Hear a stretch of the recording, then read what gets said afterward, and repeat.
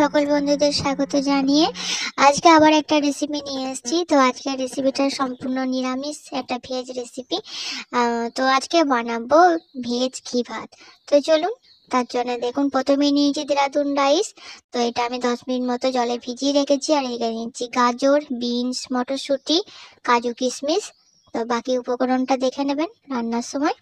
তো প্রথমেই জল গরম করতে দিয়ে দিয়েছি হাঁড়িতে, আর দিয়ে দিয়েছি এলাচ 3টে, 2টো দারচিনি, লবঙ্গ, আর এটা দিয়ে দিলাম গোটা জিরে, আর দিয়ে দিলাম হাফ চামচ মতো নুন।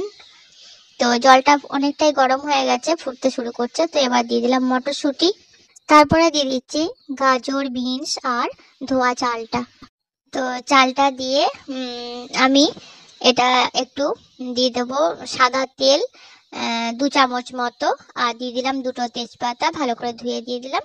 তো এবার ফুল আঁচে চালটা ফুটতে দেবো। তো 5-6 মিনিট পর ভাতটা ফুটতে মানে প্রায় হয়ে যাবে, কারণ যেহেতু এখানে অল্প চাল আছে। আর আমি এখানে 200 গ্রামের থেকে একটু বেশি, সামান্য বেশি চালের ভাতটা আজকে হচ্ছে। তো ভাতটা হয়ে গেছে দেখালাম, ওই পর্যায়ে ভাতটা নিয়ে এসে ফ্যানটা ঝরিয়ে নিতে হবে।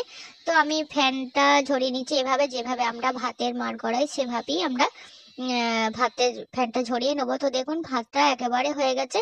তো বাকি প্রসেসটা করে দেখিয়ে নিই। তো প্রথমে নিয়ে নিয়েছি 1 চামচ ঘি। একটা কড়াই গরম করে ঘিটা নিয়ে নিলাম। আর তারপরে এখানে আঁচটা কম রেখে দিতে হবে, কারণ নাহলে পুড়ে যাবে।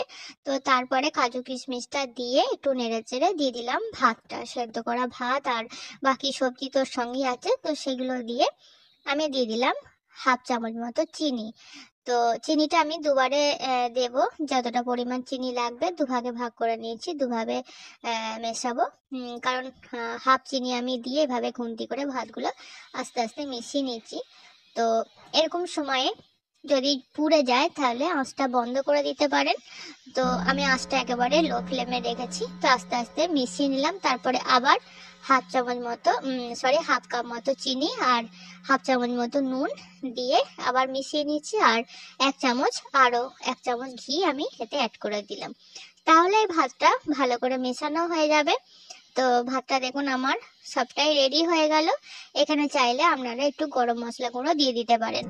তো আমি এটা সিম্পল রেখেছি। তো দেখুন আমি এটা 10 মিনিট মতো আঁচটা বন্ধ করে দিয়ে চাপা দিয়ে রেখে দিয়েছিলাম, কারণ ভাতটা তাহলে আরো নরম হয়ে যাবে, তার সফটনেসটা থাকবে। কিন্তু এটা তো যেহেতু আঁচে থাকবে না, তাই কোনো রকম পোড়ার সম্ভাবনা থাকবে না।